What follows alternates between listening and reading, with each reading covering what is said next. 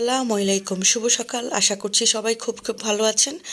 তো ভয়েসটা শুনেই বুঝতে পারছেন মনটা একটু ভালো, কারণ আম্মুর বাসায় চলে এসেছি। আর যেহেতু রুটি দিয়ে ভেজিটেবল দিয়ে চা নিয়ে একসাথে বসেছি, তার মানে হচ্ছে সেটা তো বুঝার আর আপনাদের বাকি নেই, কারণ আম্মুর বাসায় আসলে একটু আয়েশ করে নাস্তাটা করি সকালের।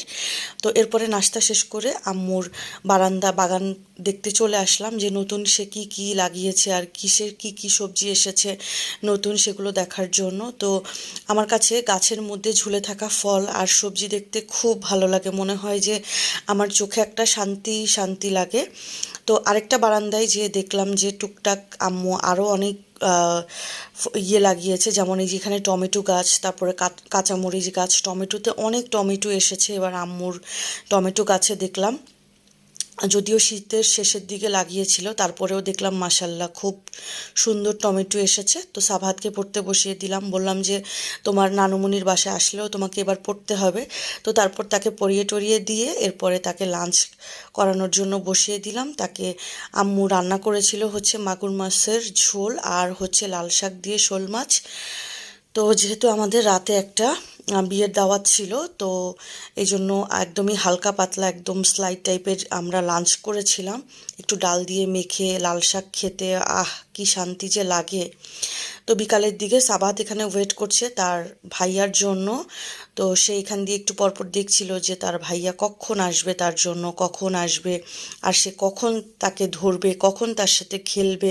সে একটু পরপর বিকালেই আমাকে বলছিল, মাম্মা তুমি তো আমাকে একা বারান্দায় যেতে মানা করেছো, তুমি আমাকে প্লিজ নিয়ে চলো, আমি একটু দেখি আমার ভাইয়া এসেছে কিনা। তারপরে একটু চা বানালাম আমি নিজের হাতে।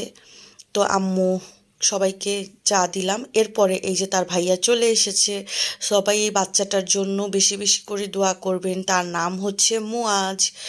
আমাদের বংশের এখন একটা ছেলে এসেছে, এতদিন সাবাহাত ছিল, এখন একটা ছেলে বেবি এসেছে। আর সাবাহাত তো কি যে খুশি তার ভাইকে পেয়ে, মাশাল্লাহ। দুটো বাচ্চার জন্যই সবাই দোয়া করে দিবেন। তো সাবাহাতকে আমি রেডি করে দিয়েছি। এই যে সাবাহাত চলে এসেছে বিয়ের দাওয়াত খেতে। এখানে এসে সে যে কি করবে না করবে সে ভেবেই কিছু পাচ্ছিল না। তো আমাকে বলছিল যে মাম্মা আমার বোরিং বোরিং লাগে, চলো আমি একটু হাঁটি।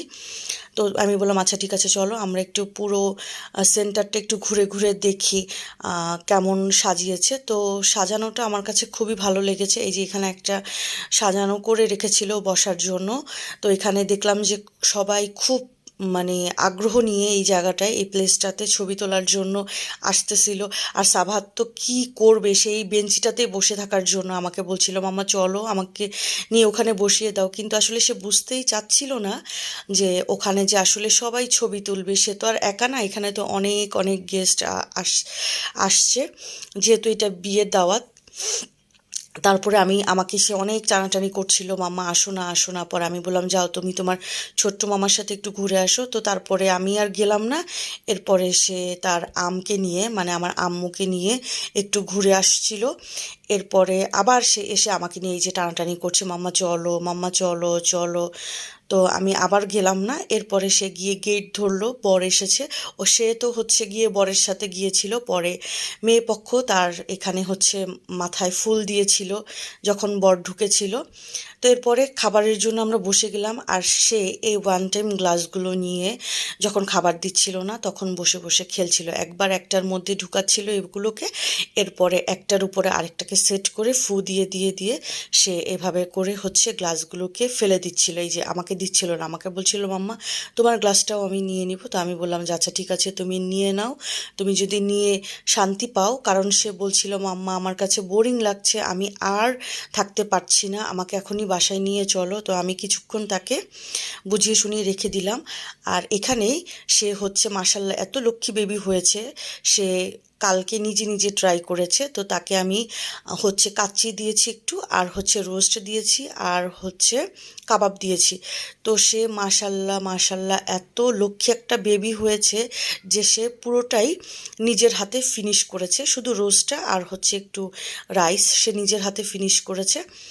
আর কাচ্চিটা এত মজা ছিল এত মজা ছিল, অনেক দিন পরে বিয়ের দাওয়াত খেয়ে সত্যি মজা লেগেছে। এই যে সে খুব ট্রাই করছিল হার্ড অ্যান্ড সোল যে সে সবার সাথে বসে, কারণ বিয়েবাড়িতে তো সবাই খুব তাড়াহুড়া করে খায়। তো সেও খুব ট্রাই করেছিল সবার সাথে খাবারটা ফিনিশ করে ফেলার জন্য। তো মাশাল্লাহ সে ফিনিশও করে ফেলেছিল, খুব সুন্দর করে খেয়েছে। তো এরপরে আবার সে আমাকে বলছিল মাম্মা চলো বেঞ্চিটাতে বসি। তো এখানে কিছু আপুরা ছবি তুলছিল, কিন্তু তাকে আমি বোঝাতে পারছিলাম না সাবাহাত সবাই তো ছবি তুলবে এখানে, কিন্তু সে আমাকে বলছিল মাম্মা এখানে আমি বসে থাকবো। তো যাই হোক কিছুক্ষণ বসে রইলো, এরপরে আবার সে এখানে এসে যারা ওয়েটার ছিল ওদের ওখান থেকে নিয়ে সে আবার এই যে গাজর খাচ্ছিল, আমাকে বলছিল মাম্মা এগুলো কিন্তু হেলদি ফুড। তো আমি পরে বললাম যে তো তুমি বাসায় কেন খাও না? তো যাই হোক কালকে খেয়েছে, হয়তো বাসায় এখন থেকে ট্রাই করবে। আর এখানে পুরো লনটার মধ্যে সে দৌড়াদৌড়ি করছিল। আসলে সব বাচ্চারা একা একা খেলছিল কয়েকজন মিলে, আর সে তো একা পড়ে গিয়েছিল, তাই সে একা একা খেলার ট্রাই করছিল টাইম স্পেন্ড করার জন্য। তো আমাকে পিছনে নিয়ে নিয়ে ঘুরেছে। তো যাই হোক এখানে একটা ছোট্ট বেবিকে পেয়েছে তার সঙ্গী। তো একবার একটা সিঁড়ি দিয়ে উঠছিল, সে আরেকবার লাফ দিচ্ছিল। এরপরে এই বেবিটার সাথে একটু খেলার ট্রাই করছিল, একটু সামান্য খেলার ট্রাই করছিল। তো পরে বেবিটা আবার অন্যদিকে চলে যাবে। এরপরে এখানে এসে আরেকটা বেবির সাথে খেলা স্টার্ট করেছে। আর এই যে মাশাল্লাহ এই ছোট্ট একটা কিউট বেবি, সে সালোয়ার কামিজ পরেছে মাশাল্লাহ, তাকে কোনোভাবেই ছবি তোলাতে পারছিল না, কিন্তু সরাসরি দেখতে বেবিটা এত কিউট মাশাল্লাহ। তো এত দুষ্টুমি করছিল, বর আর কনেকে কোনো ছবি তুলতেই দিচ্ছিল না, সে সামনে গিয়ে খেলাধুলা করছিল, তারা ছবি তুলতেই পারছিল না। তো যাই হোক বাচ্চারা তো এমনই হয়। এদিকে আমার সাবাহাতটা বাচ্চাটার সাথে খেলার জন্য কিন্তু বাচ্চাটা তো ছোট তাই বুঝতেছে না, সাবাহাত খেলার জন্য তার সাথে ট্রাই করছিল যে সে বুঝতে পারে কিনা। তো যাই হোক সাবাহাত আবার সেই জায়গাটাতে চলে গেল যেখানে বেঞ্চি ছিল, এখানে এসে বলছিল মাম্মা লাস্টবার আমাকে একটু ছবি টবি তুলে দাও, ভিডিও করে দাও। তো কি আর করা, তাকে আমি করে দিলাম।